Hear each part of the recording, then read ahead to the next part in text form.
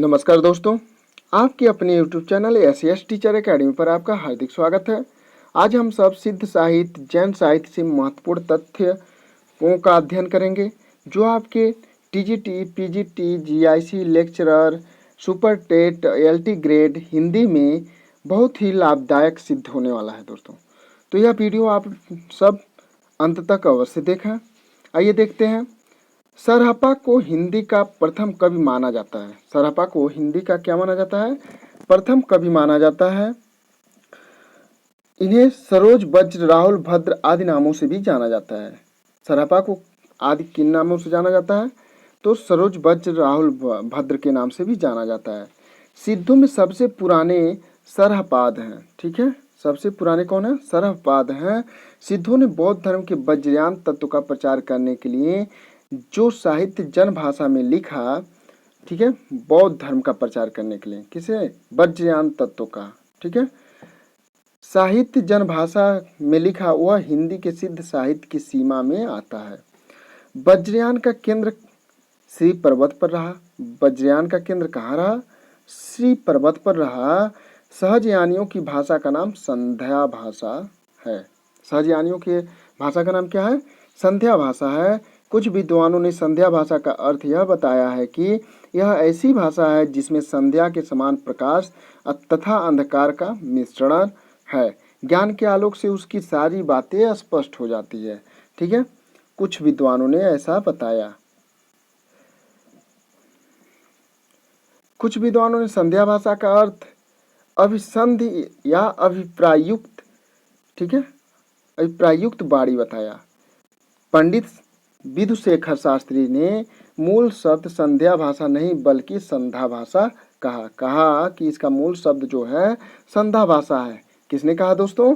तो विधुशेखर ने। ठीक है, यदि आप हमारे चैनल पे नए हैं तो चैनल को सब्सक्राइब कीजिए। वीडियो अच्छा लगता है तो लाइक कीजिए और अपने दोस्तों के साथ शेयर अवश्य कीजिए दोस्तों। ठीक है, यह वीडियो आपके लिए बहुत ही हेल्पफुल होने वाला है।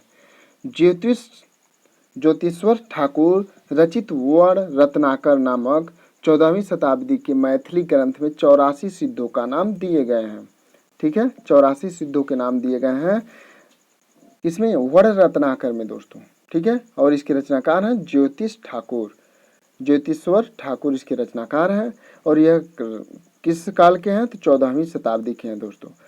ठीक है, सहजयानियों की संध्या भाषा का प्रभाव संत कवियों पर भी पड़ा। जो संध्या भाषा था सहजयानियों का, उसका भक्ति काल के संत कवियों पर भी पड़ा और उन्होंने उलटवासियाँ लिखी। ठीक है दोस्तों, उन्होंने क्या लिखा? उलटवासियाँ लिखा। राहुल संस्कृता ने सहपाद का समय 769 ईस्वी स्थिर किया। क्या माना उन्होंने? 769 ईस्वी सहपाद का समय है।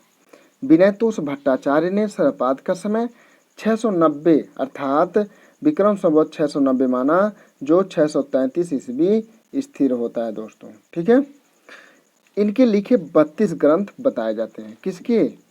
सहपाद के। सहपाद के कितने ग्रंथ बताए जाते हैं? 32, जिनमें दोहा कोश प्रथम है दोस्तों। ठीक है, दोहा कोश प्रथम है। महामहोपाध्याय हरप्रसाद शास्त्री ने बौद्ध गान ओ दोहा में सरहपा और कृष्णाचार्य का दोहा संग्रहित किया। ठीक है, बौद्ध गान ओ दोहा के रचनाकार हैं कौन है? हरप्रसाद शास्त्री हैं। और उसमें किनके दोहों को सम्मिलित किया गया है? तो सरहपाद और कृष्णाचार्य के। ठीक है, महामहोपाध्याय हरप्रसाद शास्त्री ने बौद्ध गान ओ दोहा में संग्रहित पुस्तकों की भाषा को प्राचीन बंगला कहा दोस्तों। क्या कहा? प्राचीन बंगला। ठीक है, प्राचीन बंगला कहा। दोहा कोश का संपादन प्रबोध चंद बागची ने किया। ठीक है, दोहा कोश जो उनकी रचना है सहपाद की, उसका संपादन किसने किया? प्रबोध चंद बागची ने किया दोस्तों। दोहा कोश में तिलोपा, सरहपा, कढ़पा के दोहे संग्रहित हैं। ठीक है, दोहा कोश में किसके दोहे संग्रहित हैं? तिलोपा, सरहपा, कढ़पा के दोहे संग्रहित हैं दोस्तों। और दोहा कोश का संपादन किसने किया? तो प्रबोध चंद बागची ने किया दोस्तों। किसने किया? प्रबोध चंद बागची ने किया। अब बौद्ध गान ओ दोहा का संपादन किसने किया दोस्तों? तो हरप्रसाद शास्त्री ने किया। और उसमें किन आचार्यों का किनको सम्मिलित किया उसमें, तो सरहपा और कृष्णाचार्य को दोनों को सम्मिलित किया दोस्तों। सरहपा की जीवन चरित्र संक्षेप में इस प्रकार है, ठीक है। सहज संयम, पाखंड और आडंबर विनाश, गुरु सेवा, सहज मार्ग, महासुख की प्राप्ति, ठीक है। यह है उनका। बच्चन सिंह ने लिखा, आक्रोश की भाषा का पहला प्रयोग सरहपा में ही दिखाई देता है। बच्चन सिंह ने क्या लिखा? आक्रोश की भाषा का पहला प्रयोग सरहपा में ही दिखाई देता है। सिद्धों की भाषा को संध्या भाषा का नाम मुनिदत्त और अद्वय ब्रज ने दिया, ठीक है। संध्या भाषा का नाम किसने दिया? तो मुनिदत्त और अद्वय ब्रज ने दिया दोस्तों, ठीक है। सरहपा के शिष्य लुइपाद के गुरु थे, ठीक है। सरहपा के शिष्य थे और इनके सबरपा का शिष्य कौन था? लुइपाद, ठीक है। अर्थात लुइपाद के गुरु सबरपा थे दोस्तों। सबरपों की वेशभूषा में रहने के कारण इनका नाम सर्वपाद पड़ा, ठीक है, सर्वपाद पड़ा। इनका जन्म क्षत्रिय कुल में 780 ईस्वी में हुआ था दोस्तों। कब हुआ था? 780 ईस्वी में हुआ था। चर्यापद सबरपा की प्रसिद्ध पुस्तक है। चर्यापद जो है वह सबरपा की प्रसिद्ध पुस्तक है। चर्यापद एक प्रकार का गीत है दोस्तों, ठीक है। चर्यापद एक प्रकार का गीत है जो सामान्यतः अनुष्ठानों के समय गाया जाता है। चर्यापद संध्या भाषा की दृष्टिकूट में लिखी गई है जिनके दोहरे अर्थ होते हैं, ठीक है। सिद्ध साहित्य में दोहा कोश की रचना परिनिष्ठित अपभ्रंश में हुई दोस्तों। किसमें हुई? परिनिष्ठित अपभ्रंश में हुई। और चर्यापदों की अवहट में, ठीक है। चर्यापद का किसमें हुआ? अवहट में हुआ दोस्तों। और चर्यापद पद की रचनाकार कौन है? तो सबरपा है दोस्तों, ठीक है। और जो दोहा कोश है उसके सिद्धों का दोहा और चर्यापद संत साहित्य में क्रमशः साखी शब्दी किंचित रूपांतरित हो गया, ठीक है। साखी और शब्दी रूपांतरित हो गया। लुइपा का जन्म राजा धर्मपाल के शासन में, किसके शासन में? धर्मपाल के शासन में 773 ईस्वी में कायस्थ परिवार में हुआ था। किस परिवार में हुआ था? कायस्थ परिवार में हुआ था। और कब हुआ था? तो 773 ईस्वी में हुआ था दोस्तों। किसका? लुइपा का जन्म। लुइपा सबरपा के शिष्य थे, ऊपर बताया जा चुका है आपको, इसे आप लोग याद कर लीजिएगा। यदि चैनल पे नए हैं तो चैनल को सब्सक्राइब कीजिए, वीडियो अच्छा लगता है लाइक कीजिए और अपने दोस्तों के साथ शेयर अवश्य कीजिए दोस्तों। 84 सिद्धों में लुइपा का स्थान प्रथम है, ठीक है। 84 सिद्धों में लुइपा का स्थान प्रथम और सबसे ऊंचा माना गया है दोस्तों, ठीक है, सबसे ऊंचा माना गया है। लुइपा साधना में इतने ऊंचे थे कि उड़ीसा के राजा दारिकपा और उनके मंत्री डेंगिपा इनके शिष्य हो गए, ठीक है। कहाँ के राजा? उड़ीसा के दारिकपा और उनके मंत्री डेंगिपा, ठीक है, किसके शिष्य हो गए? लुइपा के दोस्तों। डोम्बिपा का जन्म मगध के क्षत्रिय वंश में हुआ था, ठीक है। डोम्बिपा का जन्म कब हुआ था? मगध के क्षत्रिय वंश में 840 ईस्वी में हुआ था दोस्तों। कब हुआ था? 840 ईस्वी के आसपास हुआ था। इनके द्वारा 21 ग्रंथ बताए जाते हैं। इनके द्वारा रचित जो ग्रंथों की संख्या है 21 है, जिसमें डोम्बी गीतिका, युगचर्या, अक्षरद्विकोपदेश आदि प्रसिद्ध है, ठीक है। डोम्बिपा विरूपा के शिष्य थे। डोम्बिपा किसके शिष्य थे? विरूपा के शिष्य थे। कढ़ापा सिद्धों में सर्वश्रेष्ठ विद्वान और सबसे बड़े कवि थे, ठीक है। कौन थे? कढ़ापा। कढ़ापा का जन्म कर्नाटक के ब्राह्मण वंश में 820 ईस्वी में हुआ था दोस्तों, ठीक है। 820 ईस्वी में कढ़ापा का जन्म हुआ था और 840 ईस्वी में डोम्बिपा का जन्म हुआ था। राहुल संस्कृतान के अनुसार कढ़ापा पांडित्य और कवित्व में बेजोड़ थे, ठीक है। किसके अनुसार? राहुल संस्कृतान के अनुसार। कढ़ापा बिहार के सोमपुरी स्थान पर रहते थे और जलंधरपा को अपना गुरु बताया, ठीक है। अब आ जाइए जैन साहित्य देखिए। जैन साहित्य से मुख्य तथ्यों को जान लेते हैं। जैन साधुओं ने अपने मत का प्रचार हिंदी कविता के माध्यम से पश्चिमी क्षेत्र में किया। किसके माध्यम से किया? कविता के माध्यम से। और किस क्षेत्र में किया? तो पश्चिमी क्षेत्र में किया दोस्तों। रास काव्य परंपरा में प्राचीनतम ग्रंथ का नाम रिपुदारण रास है, ठीक है। क्या नाम है? रिपुदारण रास है डॉक्टर दशरथ ओझा ने इसका समय 905 ईस्वी बताया दोस्तों। क्या बताया? 905 ईस्वी। रिपुदारण रास संस्कृत भाषा में लिखा है। किस भाषा में लिखा गया है? संस्कृत भाषा में लिखा गया है और तथा इसमें अभिनय, नृत्य और गान तीनों तत्वों का मिश्रण है। किसमें है तीनों तत्वों का मिश्रण? रिपुदारण रास में। ठीक है। जिनदत्त सूरी द्वारा रचित उपदेश रसायन रास। ठीक है, जिनदत्त सूरी द्वारा और सर्वप्रथम रास ग्रंथ है दोस्तों। ठीक है, कौन सा? उपदेश रसायन रास। अपभ्रंश भाषा का दूसरा रास या रास काव्य अब्दुल रहमान द्वारा रचित संदेश रासक है। जो अपभ्रंश भाषा का दूसरा रास ग्रंथ है वह संदेश रासक है और इसके रचनाकार कौन है? अब्दुल रहमान। ठीक है, अब्दुल रहमान। हिंदी का प्रथम ऐतिहासिक रास ग्रंथ पंच पांडव रचित है। हिंदी का प्रथम, ठीक है, पंच पांडव रचित है और इसके रचनाकार कौन है? शालिभद्र सूरी द्वितीय को माना जाता है। ठीक है, शालिभद्र सूरी द्वितीय को माना जाता है और इसका समय 1350 ईस्वी है। मुनि विजयम डॉक्टर ओझा डॉक्टर गणपतचंद्र गुप्त ने श्री शालिभद्र सूरी द्वारा रचित भारतेश्वर बाहुबली रास को हिंदी जैन परंपरा का आदि काव्य माना। ठीक है, भारतेश्वर बाहुबली को क्या माना? आदि काव्य माना। किसने माना? मुनि विजयम, दशरथ ओझा, गणपतचंद्र गुप्त ने माना। डॉक्टर गणपतचंद्र गुप्त ने शालिभद्र सूरी को हिंदी का प्रथम कवि माना। ठीक है, गणपतचंद्र गुप्त ने किसे प्रथम कवि माना? तो शालिभद्र सूरी को माना और जिनकी रचना क्या है? भारतेश्वर बाहुबली रास। भारतेश्वर बाहुबली रास की रचना 1184 ईस्वी में हुई। ठीक है, 1184 ईस्वी में हुई। यह ग्रंथ 205 छंदों में रचित एक सुंदर खंड काव्य है। ठीक है, कितने छंद है इसमें?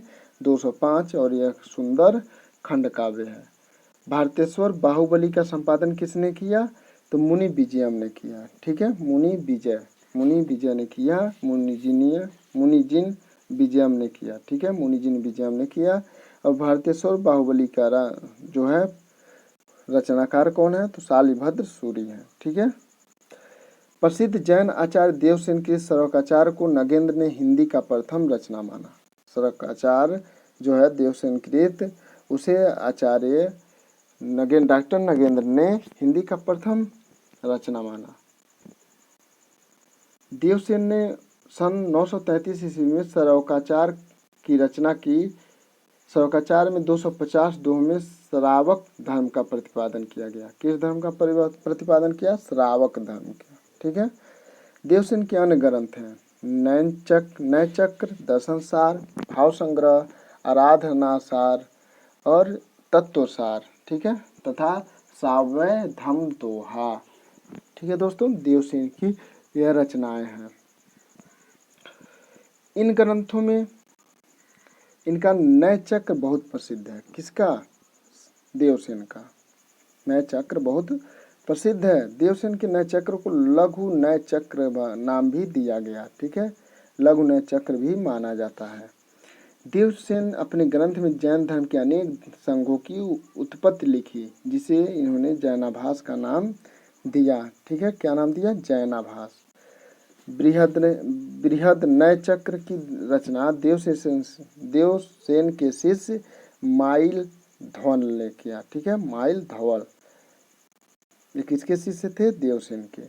देवसेन के नाम से प्रसिद्ध है। बृहद नय चक्र का वास्तविक नाम है द्रव्य स्वभाव प्यास, अर्थात द्रव्य स्वभाव प्रकाश उसका अर्थ होता है। ठीक है, पहले यह ग्रंथ दोहा बंद था। पहले यह ग्रंथ कैसा था? दोहा बंद में था। बाद में यह गाथा बंद कर दिया गया। किसके कहने पर? शुभंकर के कहने पर गाथा बंद कर दिया गया।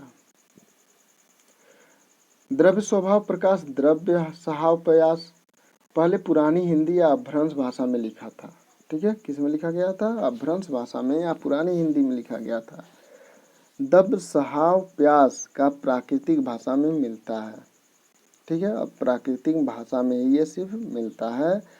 द्रव्य स्वभाव प्यास माइल धौल की रचना है।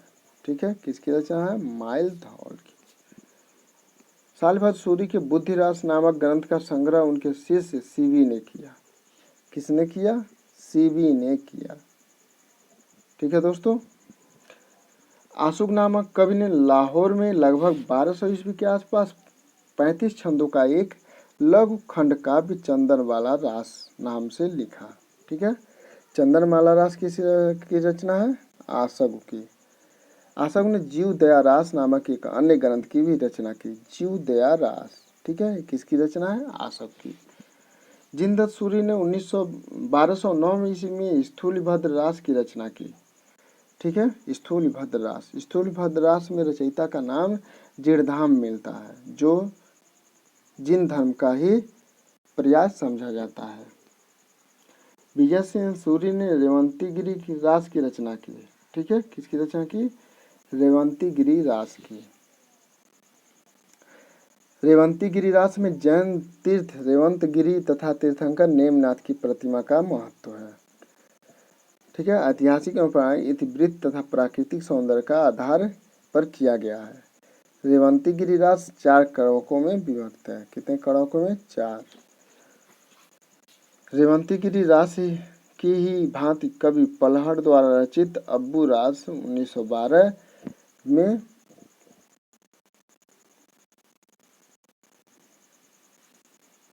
जैनियों का प्रसिद्ध स्थान अब्बू मंदिर है। अब्बू मंदिर का वर्णन मिलता है। ठीक है, मुनि सुमितगढ़ नेमिनाथ रास में जैन तीर्थंकर नेमिनाथ हैं रचित का वर्णन अत्यंत संक्षेप में किया गया है।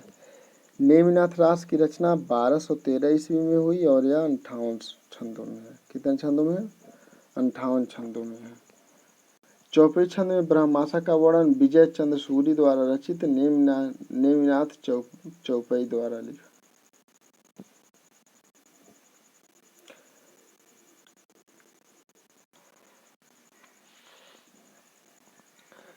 विनय चंद्र सूरी की अन्य रचनाएं हैं मलिनाथ महाकाव्य। ठीक है, विनय चंद्र सूरी की जो रचना है मलिनाथ महाकाव्य है। ठीक है, पार्श्वनाथ चरित, कल्प निरुक्त, एस माला, कहाड़े छप्पे। ठीक है, जैन रास परंपरा के अन्य कवि या काव्य। ठीक है, प्रज्ञा तिलक, कछुली रास जो है कलछुली रास, देलहर गय सुकुमल मालरास 14वीं शताब्दी है। सारमूर्ति जिन पदम सूरी भट्टाभिषेक रास। ठीक है, अभयदेव सूरी जय तिहुआड़, चंद्रमुनि पुराण सार, कनकामर मुनि करकंड चरिये। ठीक है, सुंदरसड़ा चरियु, जिन वल्लभ सूरी संघ पटक, जिन वल्लभ सूरी संघ पटक, योगचंद्र मुनि प्रसिद्ध दोहाकार। ठीक है,